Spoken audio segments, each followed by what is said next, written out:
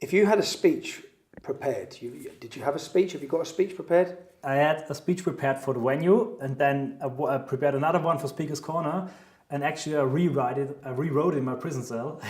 And the thing is, I even have it with me now. Have you got that speech? Yeah.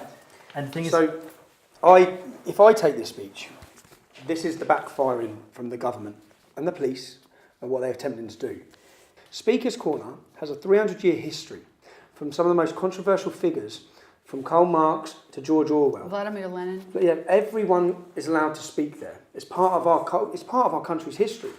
And the fact that they're trying to stop it, and the fact that we see Islamic preachers coming in, week in, every week, then I'll deliver this speech on your behalf. I'll read this speech out.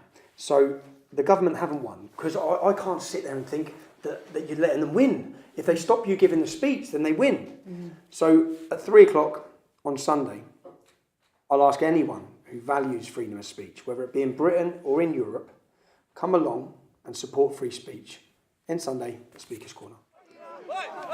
I'm now going to read, whether how many people hear it or not. I'm going to forget everything that's going on now, and I'm going to read Martin Sellner's speech. The speech that our government wanted to stop. I assume you are all lovers of free speech because you have come to Speaker's Corner. You might not understand all the fuss happening today around this speech. Honestly, I don't understand it either. My name is Martin Sellner. I am an Austrian patriot, and at the moment, I'm sitting in a detention cell in Colnbrook Bypass near Heathrow. My smartphone was taken, and my girlfriend Brittany was separated from me. I currently don't know where she is. We will be deported on Sunday. 5 minutes ago, they unlocked our cells, and my fellow inmates are gathering in the prison wing. They are mostly illegals and Eastern European criminals. What brought me into this situation? What was my crime? My crime was that I wanted to be here with you, to speak at Speaker's Corner. But let's start with the beginning. I was invited by UKIP to present my movement at an event last autumn. I represent Generation Identity, a patriotic youth movement that is raising awareness for mass immigration and Islamisation. Far left people call us right wing. People who want to shut free speech down call us fascist. And folks who hate their own culture call us racist. In reality, we are just a group of young patriots fed up with the system, the mainstream press and the lying politicians. We use peaceful activism to make our voices heard. And contrary to our friends on the radical left, who are probably swarming you right now, we never wear masks. From Paris to Rome, from Vienna to London, we fight peacefully but without compromise for our freedom, our homelands and our identity. This is what I wanted to speak about in autumn, but the conference was cancelled due to threats from the radical left. The venue will not take the risk, so they rescheduled it for March, this time keeping the venue secret. But again, the terror of the left prevailed and the venue dropped out. But this time, I did not want to let them win. It was about principles. And also our flights were already booked. My last refuge was Speaker's Corner. I remembered my mother telling me about that special place when I was a child. It seemed almost magical to me. A place where everyone, without admission, could just stand on a box and start to speak to those who wanted to listen. I have always loved this tradition of Speaker's Corner, which seemed very British to me.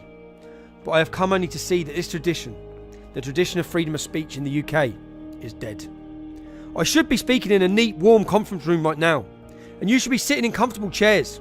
Instead, I'm in my cell, and you're on the street in a standoff with the enemies of freedom of speech, and this is very telling.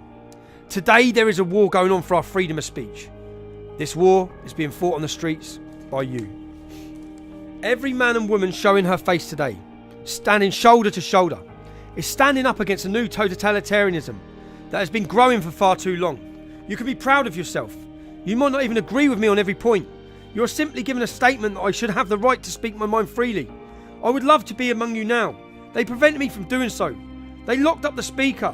But I know that the speech will find its way through these iron bars. It will find a way to you, and you are going to hear what your government so desperately wants to protect you from.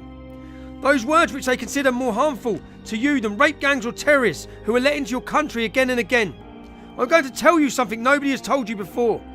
It's the biggest, most obvious secret of our media and our politicians and the power holders.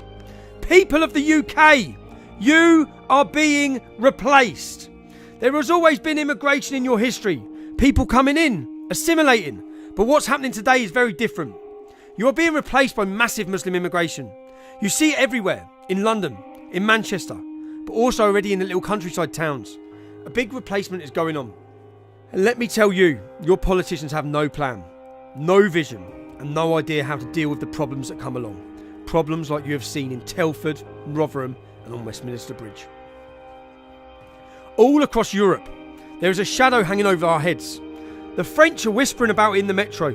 The Germans murmuring about it when they feel unwatched. Italians look left and right if nobody is listening, they tell you. I don't feel at home anymore in my street. We are becoming foreigners in our own country. And again I hear, we are not allowed to talk about it.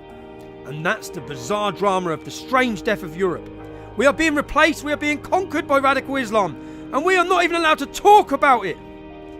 Dear Britons, defenders of free speech, out of my cell in Colnbrook, I want to ask you something. Be honest and raise your hands.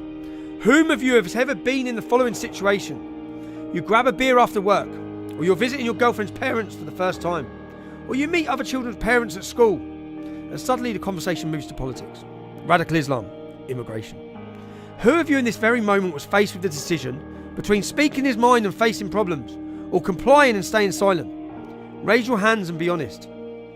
I will not be able to see the results, but one single hand is one too many.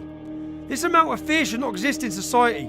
Speech that has social costs and severe consequences is no longer free. It has price, and our government and Antifa are working every day to raise that price. No freedom of speech means no democracy. In front of our very eyes, this country is becoming a tyranny, shutting all debates about immigration down until demographic change solves the issue by replacement. People of the UK, I might be in a cell right now, but you are all in a cell. It's a prison of fear and silence your government and the PC tyranny has locked you in. Since the days of your childhood, I ask you, I command you, break free. Patriots of the UK, come out of the closet. Make your dissent visible by acts of resistance that inspire others. I know for certain that millions in the UK think like me. Those millions should be on the street now. We need a coming out of the silent majority or Britain is lost. We need a free, open and honest debate about immigration, about Islam, about demographic change, so we can sort these problems out together. And I know that the force is still in you. With your Brexit vote, you stunned the world. The will and the life of the British nation is not broken. Initially, I asked if freedom of speech is dead in the UK. You, and every one of you who came out today, is a living sign that the traditions of the UK are not dead. You are the lively tradition of your nation, saving its face before history. People of the UK, remember who you are. Remember your glorious past. You are the sons and daughters of knights, of kings, explorers, philosophers and artists. Who is the sovereign in this country? It's you, the people. You, the silent and invisible majority who said no during Brexit. You can say no again. No to Islamisation, no to mass immigration and the great replacement. And yes to your identity, your security, yes to your heritage and the future of your children. All this is impossible without freedom of speech. I know that if these words will find the way to the UK and even Speaker's Corner, it will be victory for our cause. If they did, and if you are hearing them now, I tell you, go further on that winning streak. Don't be afraid because we have an ally. Our ally is unbeatable. Our ally is the truth. Our battle for freedom of speech has just begun, and Speaker's Corner will become a symbolic place in that struggle. When you go home, now I want you to bring the spirit of Speaker's Corner with you. Every single person who raised his hand because he could not relate to the moment of fear, when he will not dare to speak his mind. Promise me, promise yourself this. Next time I will overcome my inner fear. Next time I will speak up.